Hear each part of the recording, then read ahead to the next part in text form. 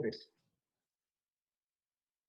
Buenas tardes, buenas noches, buenos días. Soy Gustavo Burgos y estamos dando inicio a una nueva entrega del programa de conversación política de Valparaíso, Mate al Rey.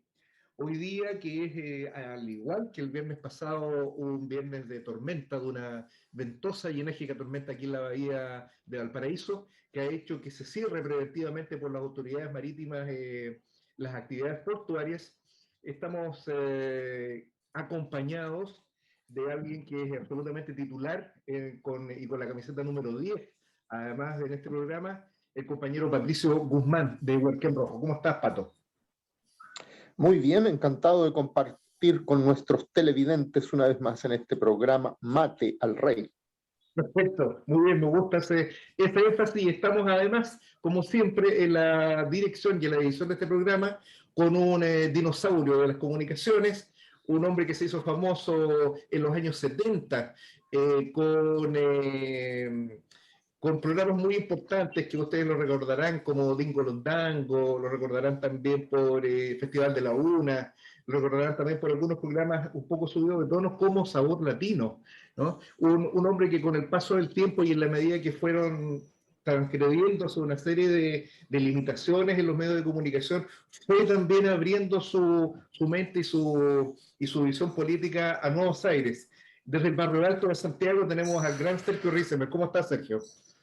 Buenos días, buenas tardes, buenas noches, querido público. Aquí estamos, preparados, todo el equipo listo y dispuesto para entregar lo mejor de nosotros en este Mate al Rey. Muy bien, bueno, tiene muchas admiradoras, Sergio. Le hicieron llegar saludos de algunas organizaciones, siempre con su voz tan juvenil, a pesar de que los años no la acompañen tanto, siempre esa voz en off aparece un poco esperanzadora para nuestras auditoras y auditores en general, ¿no? Bien. Me ha traído problemas en mi vida eso. Ha traído problemas, pero bueno, es así. Yo tengo mi tío Dos matrimonios y no. Mi tío Gonzalo Burgos, que vive en Osorno, que es un profesor, director de coro, siempre decía que él tenía que tomar pastillas para afear. Y probablemente usted, don Sergio, también tendrá que recurrir a eso. Me pasa lo mismo. Me ¿No? pasa lo Claro, mismo. es indudable.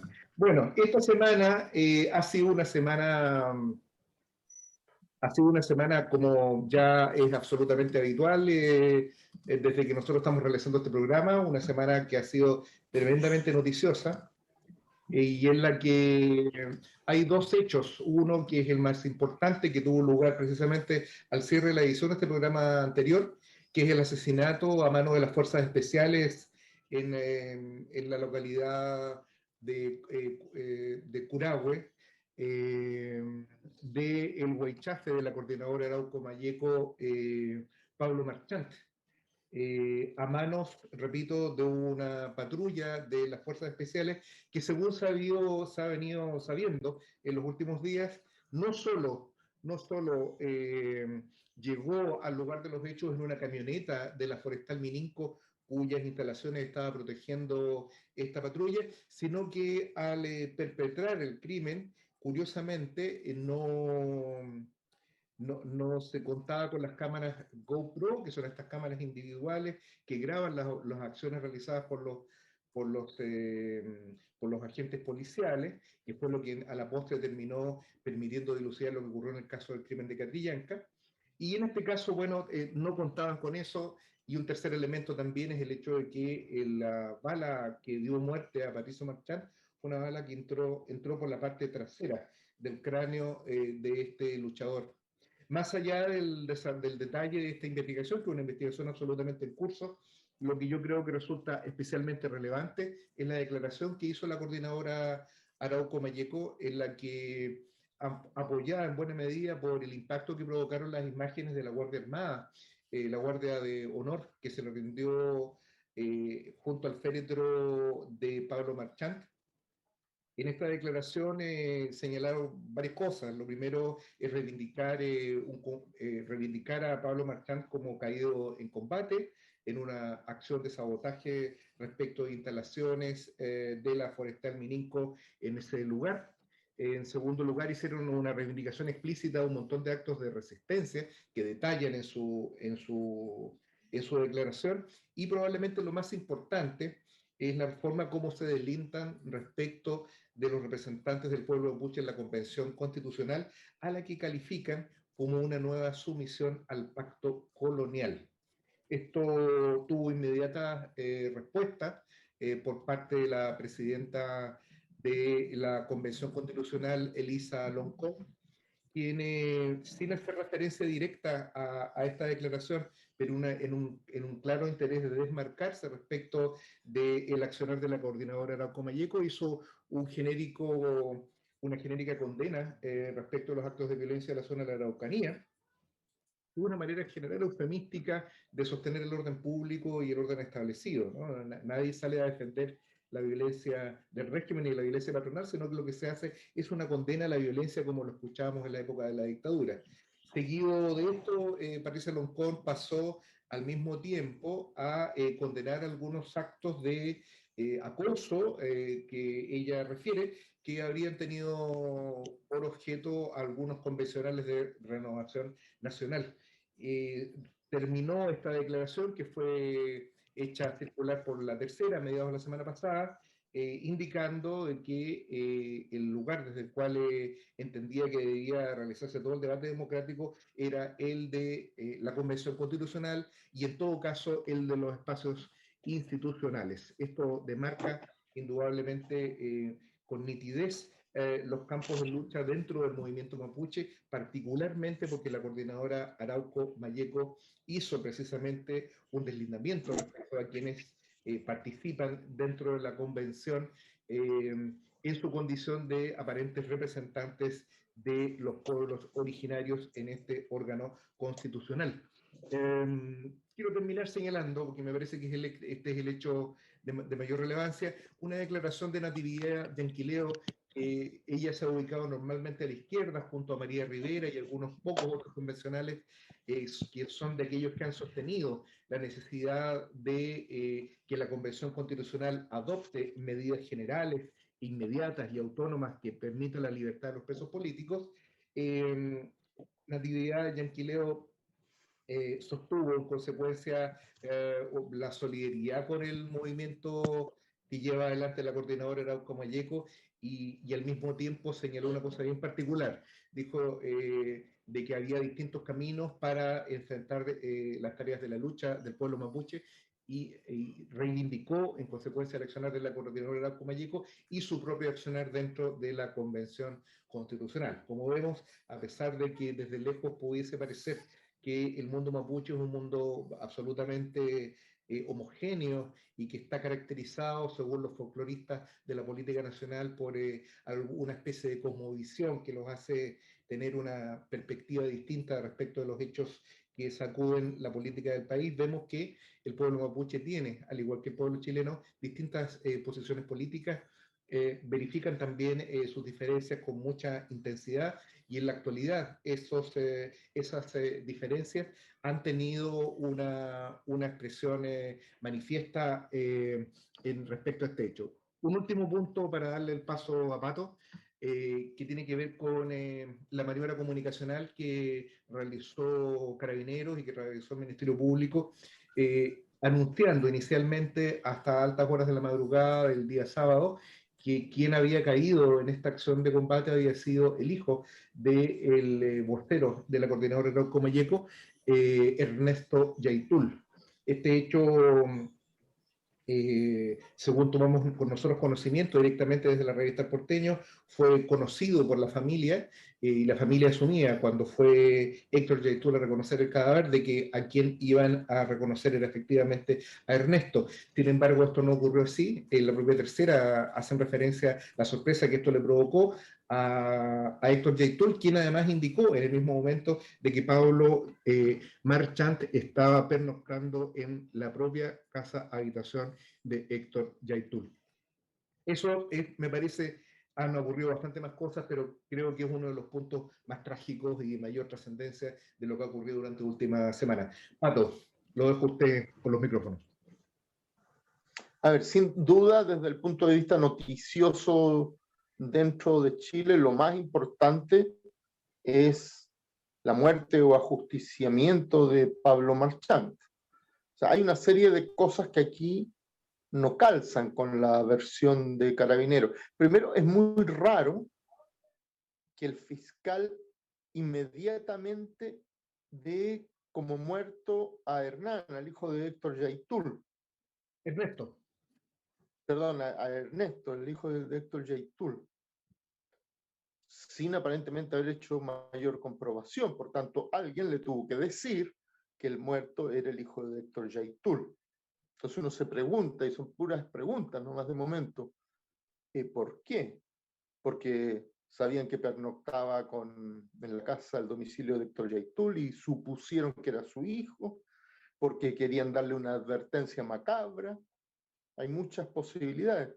Después, el balazo que recibió este muchacho por la espalda, pero un balazo de muerte, porque era la cabeza, aparentemente solo fue a 3 metros. Entonces, estamos hablando no de una balacera, estamos hablando de un ajusticiamiento. Es muy extraño, además, que los carabineros no tuvieran sus cámaras GoPro. Aunque sabemos que han habido otros casos en que al menos no han grabado sus acciones, o si las han grabado han intentado después destruir la prueba. En general es una cosa, yo diría como mínimo extraña, rara. Y dado lo que ha ocurrido en otros casos de montajes y ocultaciones por parte de fuerzas policiales, yo sospecho que aquí también hay algo oscuro. Ahora, no tengo ninguna prueba de nada, son simplemente atando cabos, cosas a las que uno puede llegar. Después, en la cuestión política de la convención, por cierto, todavía no se discute nada que aparentemente sea trascendente, pero ya comienzan a verse campos de alineamiento. La cuestión decisiva, que tiene que ver con la discusión del reglamento inicialmente, es hasta qué punto la convención va a reclamar un lugar como una asamblea constitucional o constituyente, que significa que tiene que ser libre de otros poderes del Estado y soberana frente a cualquier otro poder. O simplemente va a ser una cámara de discusión de una reforma dentro del ordenamiento marcado por el Congreso. Y hay una cosa importante. El Congreso llegó a un acuerdo, a un pacto, en noviembre del 2019. En mi opinión, ese fue un pacto necesario para salvar el régimen que estaba en descomposición y dar una salida política. Y luego aprobaron leyes o modificaciones de leyes para llevar este pacto a la práctica. Como consecuencia, hubo un plebiscito que para lo que son las elecciones hoy día, las tasas de participación, fue bastante concurrido. Y en ese plebiscito, a la población no nos preguntaron sobre los contenidos y las limitaciones que el pacto ponía a la Convención Constitucional. Preguntaron 2 cosas. ¿Queríamos una nueva constitución? ¿Y cómo se elegía a los miembros de esta Convención Constitucional en caso de que se aprobara que queríamos una nueva constitución? Por tanto, la población está, en cualquier caso, simplemente atada a eso que nos preguntaron. No nos preguntaron nada de quórum, no nos preguntaron nada de limitación de discutir tratados internacionales. Y a lo más yo diría que los convencionales tienen que aceptar que la voz del pueblo, que es el soberano en estos casos, por lo menos en la teoría del derecho constitucional, lo que respondió fueron a esas consultas y no están atados por nada más. Por tanto, sería de esperar que los convencionales rechazaran la aprobación de 2/3 y rechazaran que la Asamblea no fuera soberana, reivindicaran su derecho a discutir todos los contenidos de la nueva Constitución. Yo con esto me quedo por ahora. Yo creo que A ver, la cuestión de, y esto nosotros lo dijimos en la editorial del Porteño, ¿no? La operación de inteligencia que indudablemente hubo detrás de esta información fallida sobre la muerte de Ernesto Yaitul revela, como bien has dicho, Pato, que la policía al menos creía que era posible de que Ernesto fuese. Es probable también de que ellos creyeran de que habían ejecutado a Ernesto Yaitul. Y en todo caso, esto es algo que es especular, no sabemos si realmente querían matarlo o no, o si querían entregar esta información falsa o no, porque curiosamente el disparo le había precisamente roto parte importante del rostro a Pablo Marchant, lo que también apoyaría un poco la idea de por qué se provocó esta confusión. Pero son, como tú bien has dicho, son especulaciones un tanto macabras que no podemos develar, probablemente estas cosas nunca se van a saber. Lo que sí es claro, y es que yo creo que esto es una señal. Pato, tú lo recordarás con un poquito más de claridad, con que, y Sergio, por cierto, lo recordará con mayor intensidad. Yo era muy chico en esa época, en junio del año 73, hubo un ensayo general de golpe de Estado que fue conocido como el tanquetazo y que lo encabezó el coronel Super. En esa oportunidad, el ejército desplegó todas las fuerzas necesarias para practicar el golpe de Estado que a la postre llegarían a efecto el 11 de septiembre. Orlando Sáenz, entrevistado ya en los años 90, dijo que esta había sido efectivamente una manera de medir exactamente cuál era la capacidad de respuesta de la unidad popular, de la izquierda y de los trabajadores. Y la verdad es que fue una capacidad de respuesta bastante acotada. Y desde el punto de vista de la resistencia dentro de las Fuerzas Armadas, no olvidemos que dentro de aquellos que constitucionalistas estaban ni más ni menos que Pinochet, quien fue uno de los que desarmó a la patrulla que llegó más cerca a la moneda, y en la escuela militar, el que fue encargado, uno de los leales, fue el tristemente célebre caballo loco Krasnov Marchenko. Él fue uno de los que se opuso, inclusive detuvo a algunos alférez que se habían dispuesto para alzarse en armas en contra del gobierno popular de Salvador Allende. ¿Por qué hago esta referencia y nos vamos tan atrás? ¿No? Nos dirán algunos de que estas cosas ya son cosas del pasado. Porque yo creo que al golpear a la coordinadora Arauco Mayeco, el aparato represivo lo que hace es dirigir un golpe a todas aquellas fuerzas políticas que no se sienten interpretadas por el cauce institucional que ha tomado el proceso político. Algo parecido ocurrió también en los años 90, aunque no tuvo la espectacularidad del tanquetazo, la creación de la oficina y de un conjunto de acciones que fueron lideradas por Marcelo Chilling y por Jorge Burgos, desde lo que en esa época era todavía un aparato medio informal del Ministerio del Interior, a la cabeza del cual estaba Belisario Velasco, y que tuvieron precisamente tensiones sobre esto. También tuvo un fin parecido, ¿no? Atacar a aquellos sectores, en esa época principalmente el Mapu Lautaro, el Frente Patriótico, de manera dominante, y algunas fracciones trotskistas también que fueron reducidas por distintas vías. Esto pone en evidencia de que hay un proceso en curso y que lamentablemente ha contado de alguna manera, si no con la anuencia, al menos con la complacencia de muchos sectores de izquierda. Fíjate que el día martes de la semana pasada hubo un comunicado de la Asociación de Académicos de la Universidad de Concepción. Este comunicado es un comunicado bien particular, ¿no? En general lo que hace es toma este tono pontifical de condenar la violencia y de promover una salida mediada, ¿no?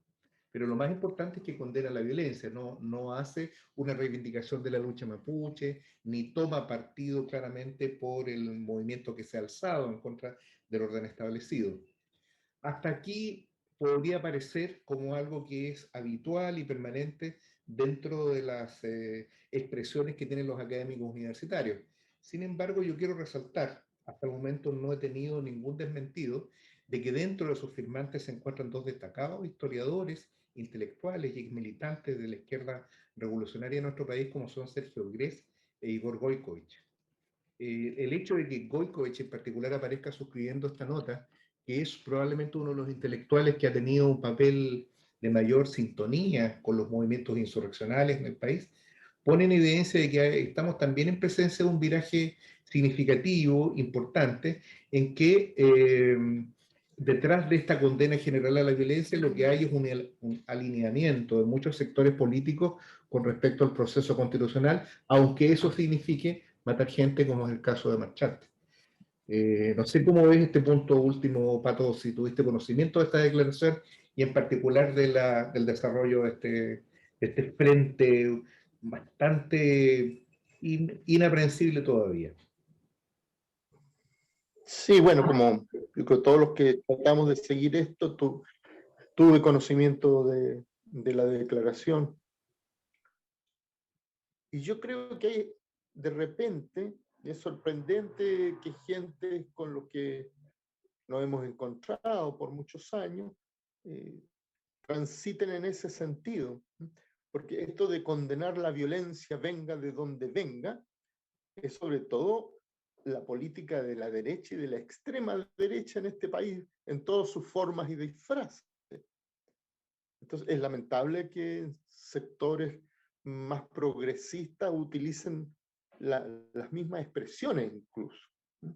Hay que recordar que los que condenan la violencia, venga de donde venga, no trepidaron en efectuar una masacre contra los trabajadores y el pueblo y bombardear la moneda y provocar la muerte del presidente de la República en su momento. No es muy creíble su supuesto antiviolentismo. Pero además es falso, porque claro, a ninguna persona moderadamente cuerda le puede gustar la violencia, así en abstracto. Pero todos los grandes procesos políticos y sociales, incluida la independencia de Chile, fueron vulnerando las normas legales del momento y ejerciendo una cierta violencia, incluso levantando un ejército en armas en contra de las instituciones del Estado en ese momento. Entonces, a veces es sorprendente este antiviolentismo que parece ser propio de señoras mayores de clase media, más que de otro lado. Pero bueno, va dibujando quizás por dónde se están trazando las líneas divisorias en un nuevo periodo de la lucha social, política, la lucha de clases finalmente en nuestro país. Porque el cambio de la Constitución, aunque sea solo su reforma, va a marcar mucho las formas, los límites de la lucha social en los próximos años. Y lógicamente las fuerzas conservadoras, no ya en la teoría, sino cuando tienen que dar respuesta a hechos que a veces son brutales, empiezan a mostrar su rostro, digamos. Y lamentablemente, la academia en Chile hoy día no es de los lugares, contra las apariencias, no es de los lugares más radicales ni más progresistas. Por lo menos esa es la opinión que yo tengo.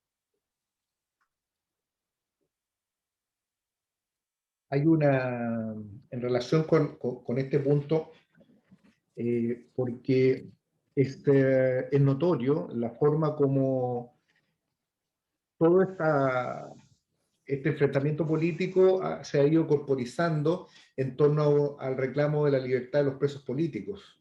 Esto no ocurrió el año 90.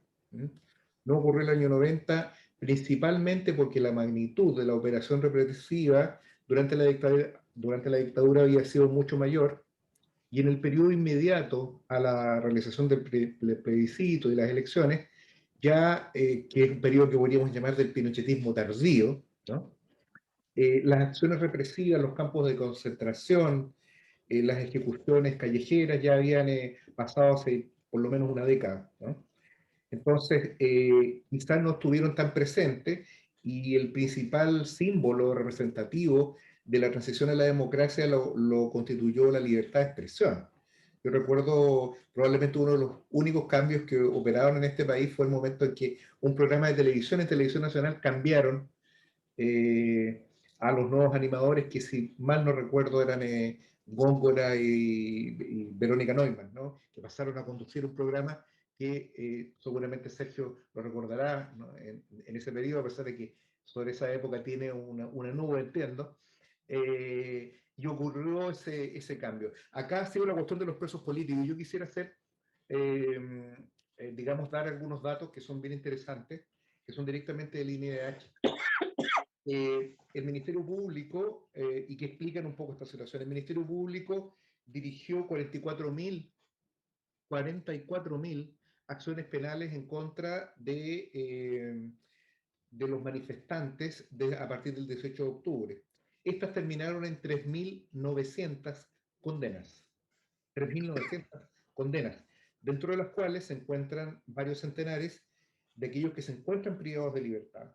La incapacidad que tienen en este momento el movimiento de definir cuántos son los que están privados de libertad, tiene por un lado como dificultad la aguda inorganicidad, la falta de estructura, la falta de organización de estos presos, la falta de militancia orgánica, que hace que muchos de ellos no sean siquiera conscientes de su condición de presos políticos. Y por otro lado, por la circunstancia de que la calidad de preso político no solamente puede entenderse proyectada sobre esta situación, que es la existencia de una cautelar o una condena privativa de libertad, sino que tiene que extenderse respecto de una serie de atentados que se han perpetrado desde la institucionalidad sobre quienes se han movilizado, particularmente porque el poder constituyente debe entender necesariamente que estas acciones, que son aquellas en las cuales se enraiza después el proceso constituyente, no pueden ser bajo ninguna hipótesis consideradas delitos, sino que acciones colectivas de carácter revolucionario, que tuvieron por objeto poner fin a un orden jurídico obsoleto. Es esto lo que explica la existencia de una asamblea constitucional. Constitucional, bien digo. Inclusive un jurista y constitucionalista tan alejado de las ideas del marxismo y de la insurrección como Fernando Atria sostuvo, y lo dijimos en el programa anterior, de que la Convención Constitucional debía su existencia precisamente al accionar desplegado por los presos políticos.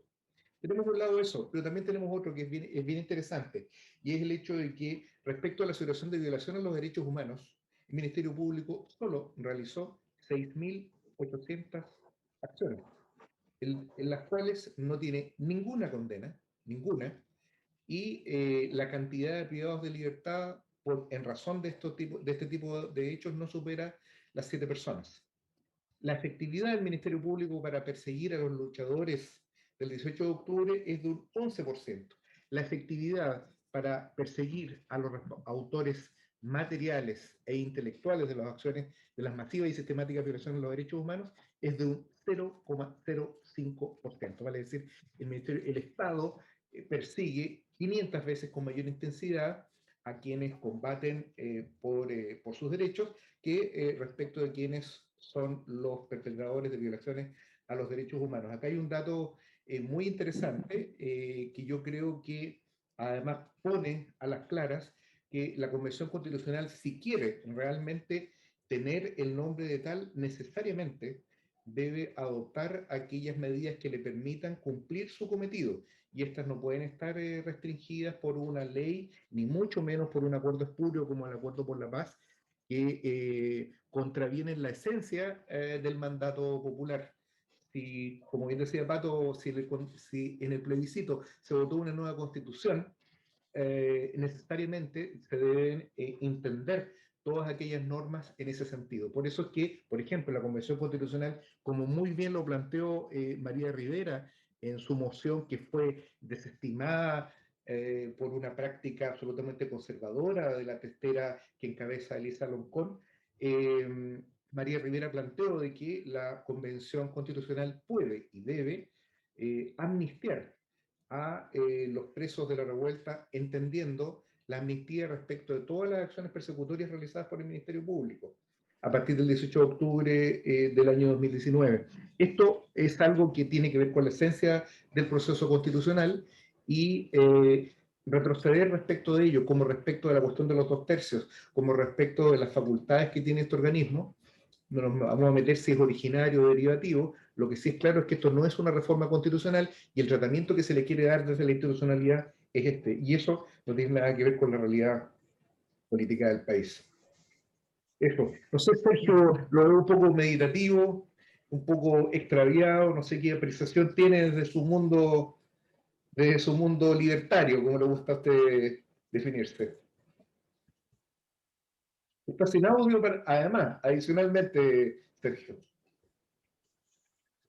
Sí que sin audio. Bueno, vemos que la actitud de Sergio es una actitud absolutamente aversiva, ¿no? Bueno, a veces uno prefiere ignorar ciertos comentarios con un poco de veneno, digamos, detrás. Yo me siento un defensor de las libertades individuales. En ese No sentido, sé, ¿me va a interrumpir de nuevo, licenciado? no, por favor. Como iba diciendo, me siento un defensor de las libertades individuales y estoy bastante sorprendido por la actitud que está tomando. Realmente no me sorprende, ¿ah? La verdad es que cada vez me preocupa más la actitud de María Rivera, o también conocida como María No Más, eh, que ha ido tomando cada vez una actitud más contraria a las instituciones que nos hemos dado los chilenos y de las cuales estamos tan orgullosos, como Tribunal Constitucional y Gobierno y Parlamento.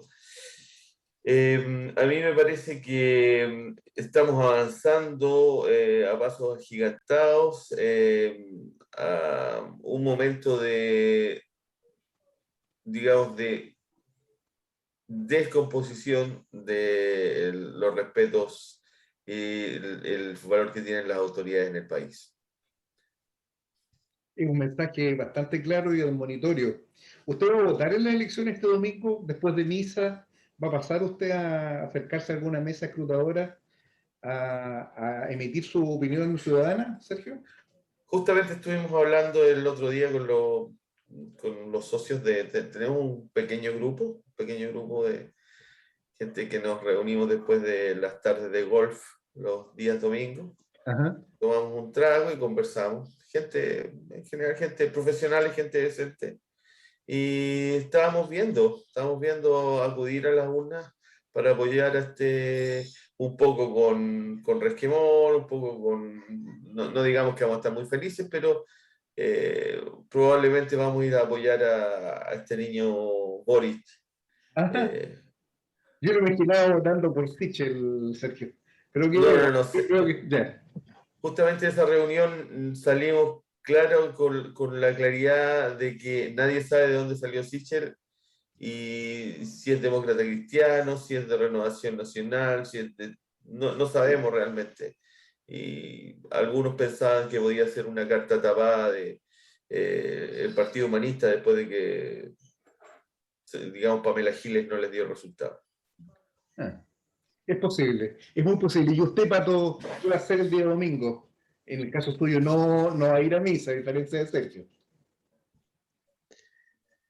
No prejuzgue, pero no, yo voy a ir a votar por Daniel Jadwe. Sin... ¿Y quién lo motiva, Pato, a votar por Jadwe en las primarias? A ver, la verdad, no su programa, que me parece muy limitado,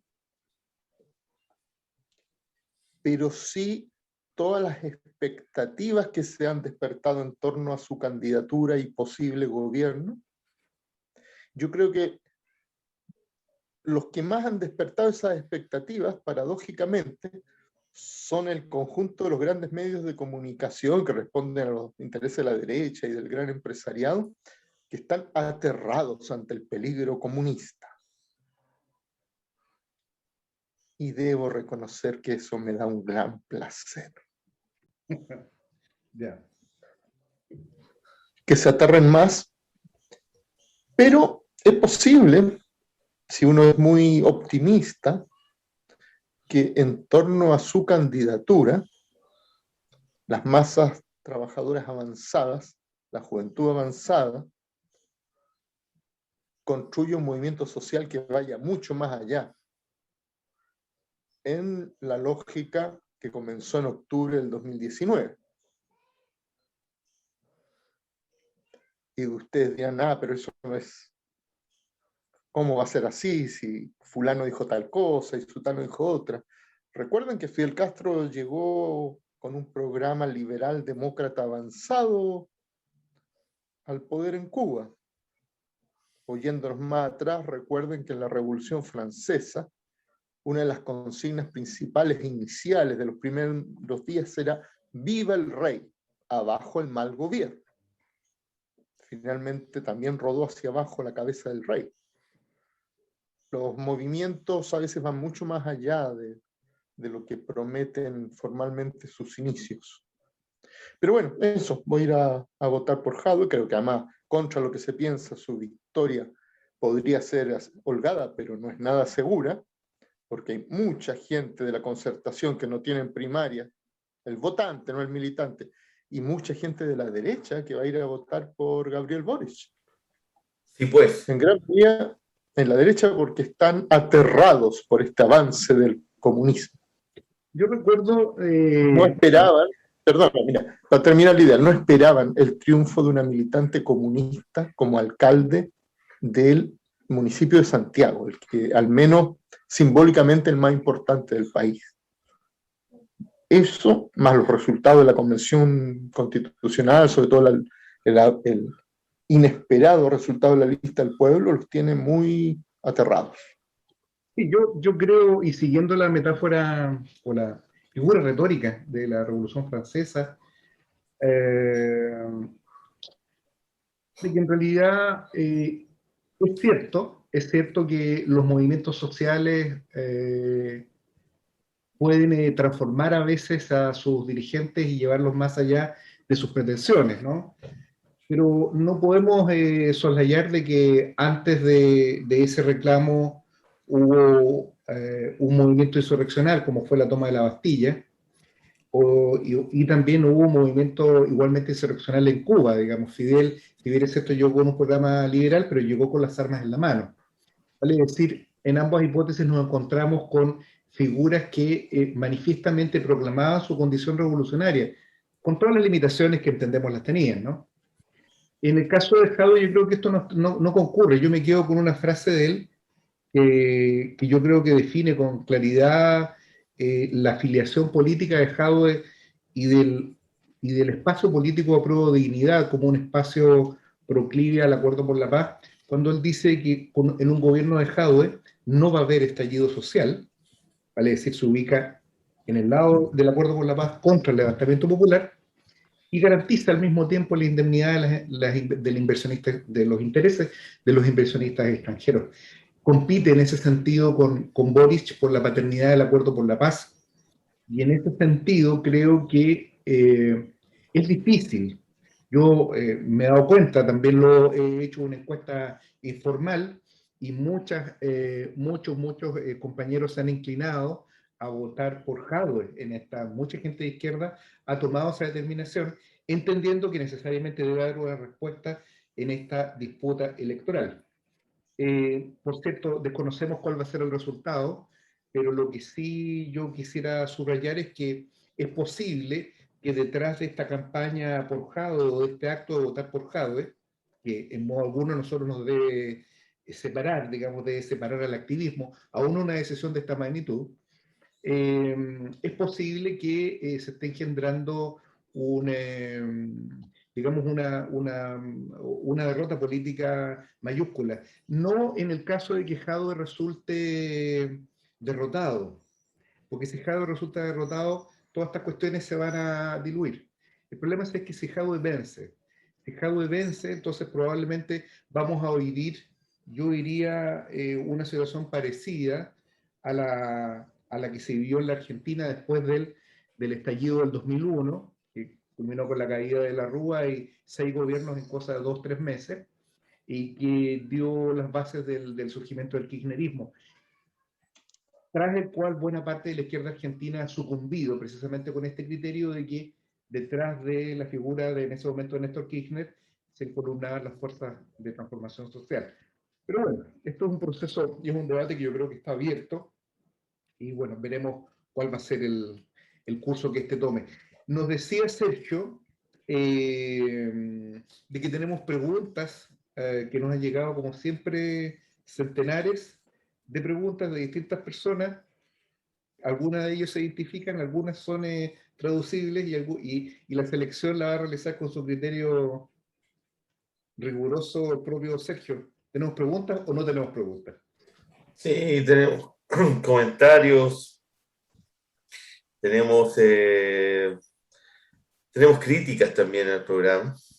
Yeah. En el programa pasado nos llegó un comentario de Álvaro Marchán, bastante molesto porque en el programa había una actitud negativa, muy mirando bajo el hombro, propio de estos izquierdistas infantiles, frente a la candidatura de Daniel Jadot. A él se le aclaró que acá no habían de todas las posiciones, y justamente mencionamos el hecho de que había uno de nuestros, al menos uno, parece que hay más, hay otros personajes que están tapados, que estarían apoyando la candidatura de don Daniel Jadot. Por lo tanto, el programa no tiene una posición como alternada, tiene una posición común, sino aquí cada uno para su santo, como diría mi abuelita. Exacto. Eso es la primera aclaración, y ahí tiene muy clara la intervención de Patricio, que va a votar por Daniel, y efectivamente acá la verdad es que no somos los más indicados para decir cuál es lo correcto y cuál es lo incorrecto, digamos. Tenemos un currículum largo de caídas, por lo tanto todas las posiciones son bienvenidas. Pero han llegado cartas, licenciado, sí, tenemos llegado una gran cantidad de cartas, pero por un asunto de tiempo ya estamos casi cercanos al término del programa. Voy a leer 2 cartas que son fundamentales. Hay gente que al parecer conoce otros aspectos de la vida de Patricio, y han empezado a hacer algunas preguntas de índole más personal. Yo no quiero entrar en algunos comentarios que me han llegado, hay otros comentarios bastante buenos también, pero que ponen en duda ciertos aspectos de la vida de Patricio.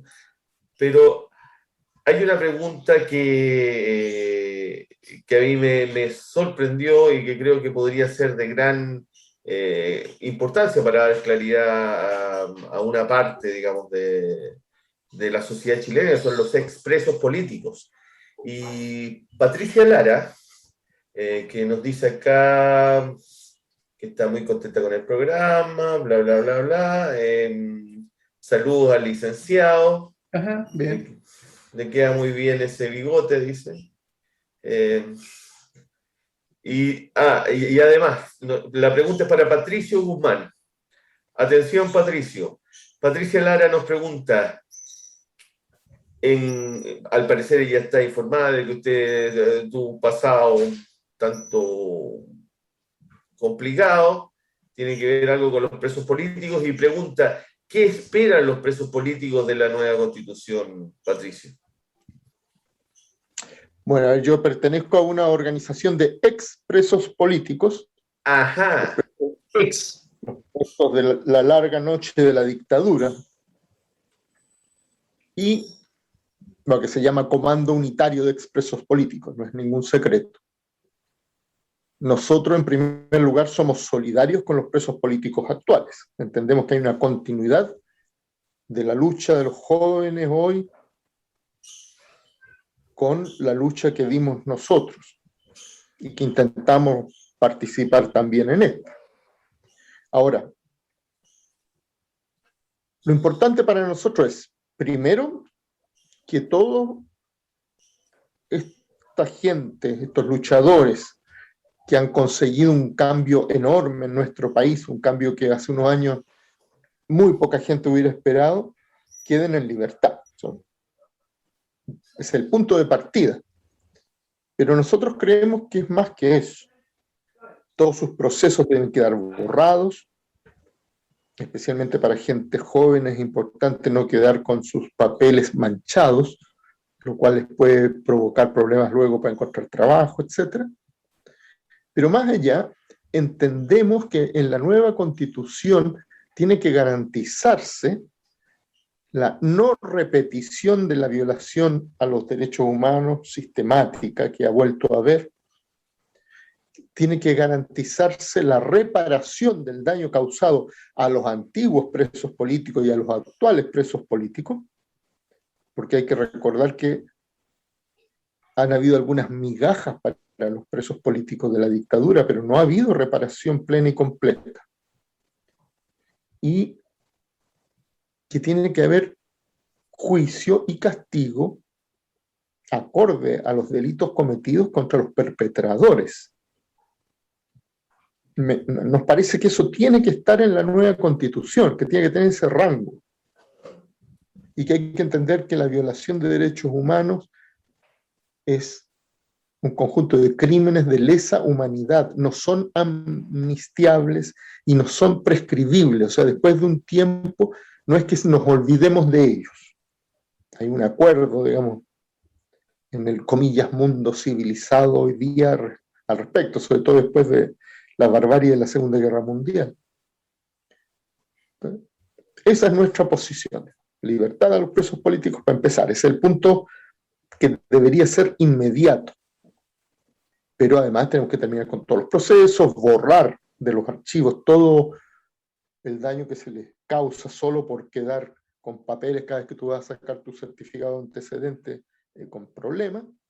Y tiene que haber reparación a las víctimas. Por ejemplo, está el caso brutal de las víctimas con daño ocular, desde los 2 casos que quedaron ciegos hasta los 400 que quedaron tuertos o con daño así importante, que no están recibiendo ninguna de las promesas que el gobierno hizo en su caso. Me quedo ahí para no hablar más. Muy bien. Perfecto, Patricio. Yo creo que Patricia ha quedado clara con esa respuesta. Ustedes, al parecer, no tienen discusión alguna en tanto a la categoría de presos políticos de los presos de la revuelta del 18 de octubre. No, ninguna. A ver, seríamos inocentes si esperáramos que el régimen catalogara de presos políticos a esta gente que está presa. Jamás es así. Ningún régimen acepta tener presos políticos. Sus presos siempre son delincuentes de diversa laya. Y Chile no es la excepción. Pero hay que ver, y en eso Atria tiene toda la razón, cuál fue la consecuencia de sus acciones. La consecuencia es claramente una gran transformación política. De hecho, están redactando una nueva constitución debido a los hechos por los cuales hay compañeras y compañeras presos hoy día. Y más que los presos, hay que recordar que hay miles de procesos que siguen su curso. Eso. Perfecto, perfecto. Bueno, hay otras cartas acá para algunos comensales que no se encuentran hoy en día. ¿Ah? Los que no están acá. Hay toda una polémica en torno a nuestros seguidores con respecto a la desaparición del señor Marcel Clos, que nadie, al parecer hay todo un comidillo con que habrían un choque de fracciones al interior de Mate al Rey y que la facción que está contra Claude lo habría dejado afuera. Yo no quiero hacer mayores comentarios de eso, lo dejo ahí. Espero que en el próximo programa Marcel aparezca y pueda aclararnos por qué no está más y si es verdad que ha sido silenciado. Sí. Siguiendo con las cartas, acá hay un caballero. Mire, licenciado, yo me gustaría que usted le respondiera, porque acá hay un caballero bastante insistente, Ajá, veamos. profesor jubilado de Antofagasta, Ya, don Francisco Ulloa Onetti. Constantemente está polemizando con el programa, en especial con las intervenciones suyas, ajá. y le lanza acá una especie de, no sabría cómo decirlo, pero a ver si usted es capaz de diferenciar lo que es un indulto de una amnistía. Y yo no sé si es pregunta, lo hace como un comentario, como riéndose, me parece, irónico. No le puedo ver la cara, es una carta, pero a mí me parece. A ver si sabe cuál es la diferencia entre indulto y amnistía, dice Francisco Ulloanetti, y yo me gustaría que usted lo tomara y clarificar esto de una vez Ya por voy a todas. responder al señor Onetti o Ulloa Onetti, no sé cómo le dirán en su casa, eh, planteando que en realidad esta discusión, que aparentemente es una cuestión puramente jurídica, tiene en realidad un enorme significado, la diferencia entre el indulto y la amnistía. El indulto es un acto de autoridad, es un acto, antiguamente una prerrogativa del rey, que le permitía liberar a un preso libremente. De hecho, en Estados Unidos existe institucionalmente de que antes de retirarse el presidente puede indultar a una serie pasando por encima de todo el proceso judicial. Es un acto de autoridad, un acto de poder. Inclusive estos indultos pueden resultar masivos.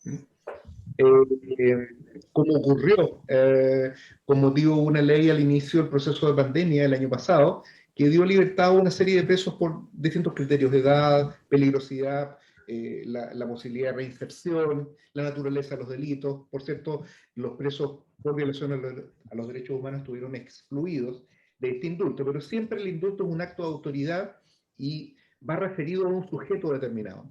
La amnistía, por el contrario, es un acto legislativo y como consecuencia de eso también es abstracto, general. Se refiere no a sujetos que hayan cometido algún ilícito, sino que se refiere a tipos, a conductas penales.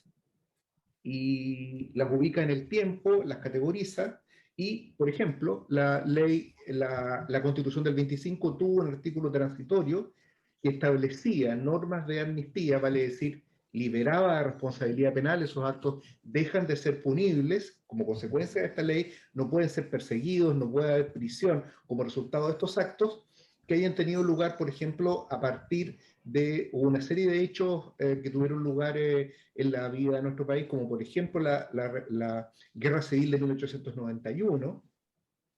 A nosotros nos parece que como un hecho un tanto lejano, no habría pasado nada. La guerra del 91 fue uno de los procesos de mayores, más sanguinarios que ha habido en nuestra historia.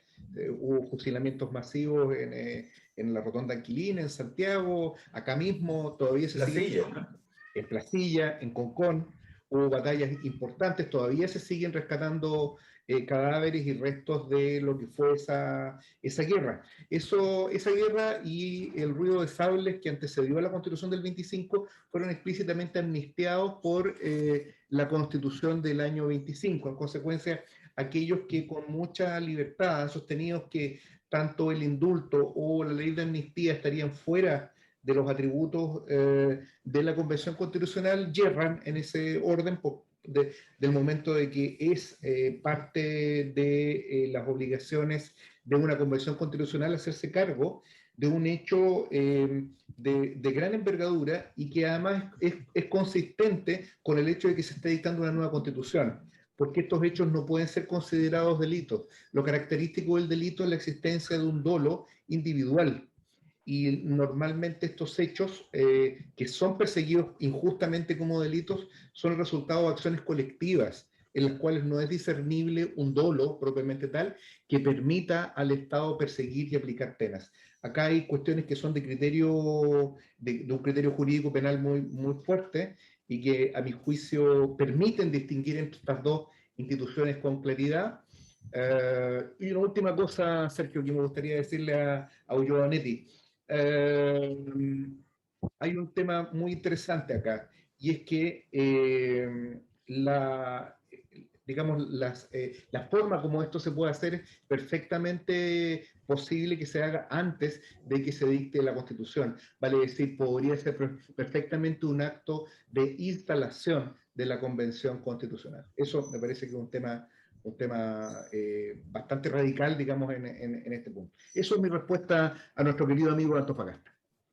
Licenciado, en el caso de una amnistía, entonces usted no incluiría al comandante Ramiro dentro de los... ¿se puede incluir dentro del...? Bueno, por supuesto, la amnistía puede definir libremente el espacio de tiempo que quiera cubrir. La Constitución del 25 llegó hasta el año 91, por ejemplo. Nosotros podríamos perfectamente llegar a alcanzar los actos por los cuales está privado de libertad Mauricio Hernández Norambuena, ¿no? Y entiendo, tienen que ver con la ejecución del senador Jaime Guzmán, y que es el único hecho que lo alcanza, porque los otros actos entiendo que... claro, eso sería el acto por el cual está preso, porque él está cumpliendo la condena por ese acto acá. ¿No? El asunto de Oliveto en Brasil ya fue cumplida esa pena. Él está iniciando el cumplimiento de una nueva pena, de tal suerte que eso también podría extenderse a los presos políticos, llamémoslos de la época de la dictadura, y también a los presos políticos mapuche, que son también anteriores al 18 de octubre, con idéntico criterio, ¿no? Acá hay una cosa que me gustaría que le quede muy clara a Ulloa, es lo siguiente. Cuando nosotros hablamos de la persecución de delitos y qué es lo que establece el Código Penal, se refiere a figuras individuales. ¿Sí? Se refiere a figuras individuales en las cuales un sujeto o un grupo de sujetos acometen una determinada conducta que es entendida como antijurídica. ¿Sí? Matan a alguien, roban, etc. Eso puede ser perseguible. Acá estamos en presencia, reitero, de actos de ejecución colectiva. Es muy difícil de que 1000 personas, por ejemplo, cometan el delito de robo al saquear un supermercado. Y se está cometiendo digamos, una ficción jurídica al entender de que se están cometiendo simultáneamente esos delitos. Hay una serie de razones mecánicas, unas razones teleológicas, además, desde el punto de vista normativo, que impiden llegar a esa conclusión y se comete un injusto. Adicionalmente, si a alguien se le acusa en ese sentido, porque en realidad la finalidad de estas acciones es una finalidad colectiva también. El delito no hay dolo como algo individual y la finalidad también que define en todo el accionar humano el carácter de lo que se hace, también es colectiva, porque estas acciones estaban dirigidas en contra del régimen, en contra del gobierno, y en ninguna manera nadie de esas personas quería o quemar una estación de metro, o quemar alguna instalación, o saquear algún lugar. Todas estas cuestiones eran acciones de protesta política.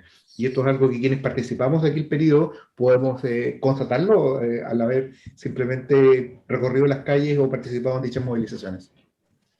Yo creo que don Francisco Ulloa Onetti jamás se imaginó el tipo de respuesta y lo completa de la respuesta. Y espero que esto nos dé un poco más de tranquilidad y no sigamos recibiendo este tipo de cartas. Don Francisco, entonces para usted una respuesta completa del licenciado. Y esas serían las cartas por el capítulo de hoy. Muchas gracias, Sergio. No sé si tienes, Pato, algún saludo, alguna convocatoria, alguna amenaza, porque este programa también se puede amenazar antes de que terminemos el programa. ¿Algún otro comando del cual sea partícipe? Estamos a puerta de las primarias. Entonces yo reitero mi llamado a ir masivamente a votar por Daniel Jadwe. Ya. Muy consistente. Ya veo que le mudan sus rostros. No le voy a permitir a Sergio que haga el llamado a votar por Boris, porque este programa puede parecer una chacota, pero no lo es. Así que no, hay ciertos límites que no vamos a transgredir. Yo, por cierto, no me sumo en absoluto a tan esperpéntica convocatoria, pero mantendremos siempre la vocación de seguir sosteniendo, imagino comparto, la voluntad de transformación revolucionaria. Uso el verbo transformación un poco en chanza y también un poco de verdad, digamos, porque lo que realmente está debajo de este proceso, y para mucha gente que tiene las ilusiones en el proceso constituyente, al margen de la situación de las primarias, es precisamente con ellos y con la superación de dichas ilusiones que los trabajadores podrán seguir adelante y nosotros en general podremos empezar a resolver aquellas cuestiones que el capital y los grandes propietarios de los medios de producción no tienen ninguna posibilidad de hacer. Sin más, y dejando acá este programa que ha sido un programa acotado debido a la ausencia de Marcel, que no tiene nada de censura ni nada por el estilo, pero él va a estar en la próxima entrega de este programa para dar razón de su inesperada ausencia. Nos vemos entonces la próxima semana. Muchas gracias, Pato, por estar acá y muchas gracias, Sergio, también por tan magistral conducción. Nos vemos entonces. Bueno, celebraremos el triunfo de Gabriel este domingo. Nos vemos, chao, hasta luego.